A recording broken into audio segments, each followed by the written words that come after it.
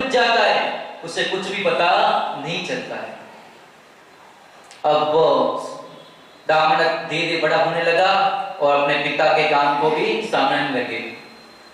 इधर सागरवर शेर का एक समुद्र नाम का एक पुत्र जो दामनक के समान एज का था, वो भी धीरे धीरे हुआ अवस्था में आया, अपने पिता का सारा कारोबार संभालने लगा।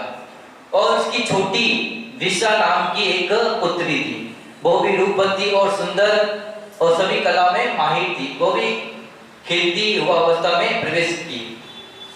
एक बार सागर से किसी काम से गौशाला में गया और वो गौशाला जिसमें दामनक था, वो गौशाला इसी सागरवर सेठ की। कैसा कर्मा देखो, जहां से निकाला उसकी गौशाला में वो गया।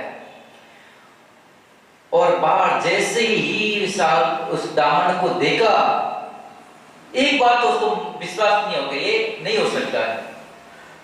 और उसकी कटी हुई अंगुली देखा तो मन में विचार करने लगा। उसके बाद फिर मन में विचार आया कि मैं 10 साल पहले आया था, तब इस नंद का कोई पुत्र नहीं था, अभी 16-17 साल का पुत्र कहां से आया। और मन में वापस शंका हो गया, टेंशन पारा चढ़ गया कि गुरु का वचन सत्य हो जाएगा। और फिर उस नंद को बुलाकर पूछता है कि मैं 10 साल पहले आया, तेरा पुत्र नहीं था, ये पुत्र कहां से आया। तो नंद ने बताता कि एक वन के नीचे था, जंगल से आया, सब कथा बताई। अब तो मन में घबराहट, अब क्या करे, और तुरंत वहां से निकलने लगा।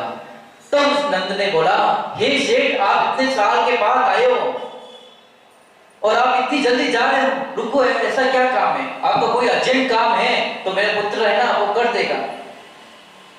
अब मैंने विचार करना, इसको तो कैसे करके समाप्त करना है, अब क्या करूं। मैंने विचार किया, एक पत्र लिखा अपने पुत्र को कि जैसे ही ये पुत्र जो भी पत्र तुझे दे, तुरंत ही उसे विचार किए बिना उसको विष दे देना, विष देके मार देना। अब वो पत्र लिख के उस घुंगली में डाल के उसको देता है, और वह दामनक घोड़े पे बैठ के जाता है गांव में। गांव में जाने के बाद थक जाता है, तो बीच में एक काम देख मंदिर होता है, तो मंदिर में विश्राम करता है। और उसी समय जब विश्राम कर रहा था दामनक, उसी समय उसकी पुत्री विशा नाम